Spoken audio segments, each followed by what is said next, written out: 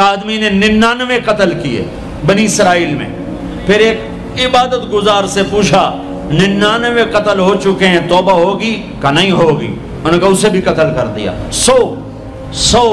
پھر ایک عالم سے پوچھا 100 قتل کیے ہیں، توبہ ہوگی؟ کہ بیٹا کیوں نہیں ہوگی، لیکن ایک شرط ہے، توبہ پکی ہو. یہ شہر گندا ہے، یہ چھوڑ دے. وہ شہر نیک لوگوں کا ہے، وہاں جا کے آباد ہو جا. معاف کہنے کہ مجھے معافی مل جائے میں ہر شے چھوڑ دوں گا.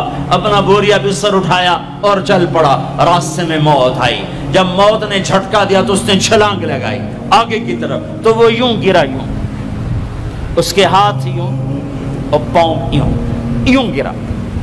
تو اللہ تعالیٰ نے یہ قصہ ہم تک پہنچانے کے لیے دونوں فرشتوں کو چھٹی دے دی. جنت کا فرشتہ بھی آ گیا، دوزخ کا بھی آ گیا. دوزخ کا فرشتہ کہنے گا ہمارا مجرم ہم لے جائیں گے. جنت کا فرشتہ ہمارا مہمان ہم لے جائیں گے. جہنم کا فرشتہ توبہ نہیں کی ہمارا مجرم ہم لے جائیں گے.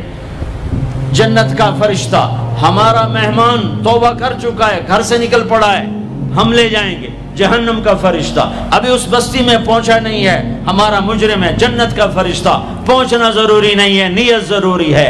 تو اللہ نے تیسرا فرشتہ بھیجا، جاؤ بھائی ان میں فیصلہ کرو. کیا فیصلہ کرو؟ یہ اس کی میت پڑی ہوئی ہے، یہ نیک لوگوں کی بستی ہے، یہ اس کی اپنی بستی ہے.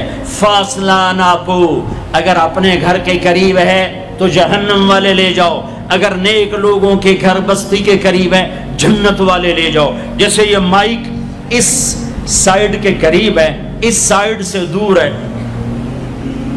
یہ یہاں گرا پڑا پانی، یہ یہاں گرا پڑا تھا، گھر کے قریب تھا اور نیک لوگوں کی بستی سے دور تھا. جب ناپنے لگے تو اللہ نے ادھر کی زمین کو کہا سکڑ جا، اور گھر کی طرف کی زمین کو کہا پھیل جا. جب پیمائش ہوئی تو اپنے گاؤں سے دور اور نیک لوگوں کے گاؤں کے قریب ہو گیا. تو اللہ نے فرمایا چلو ہمارا مہمان ہے جنت. توبہ سے نہ گھبراؤ، میرا رب کہتا ہے پوری دھرتی گناہوں سے بھر دے اور آسمان تک گناہوں کو لے جا. ایک دفعہ کہہ دے یا اللہ میری توبہ تو سارے معاف کر دوں گا.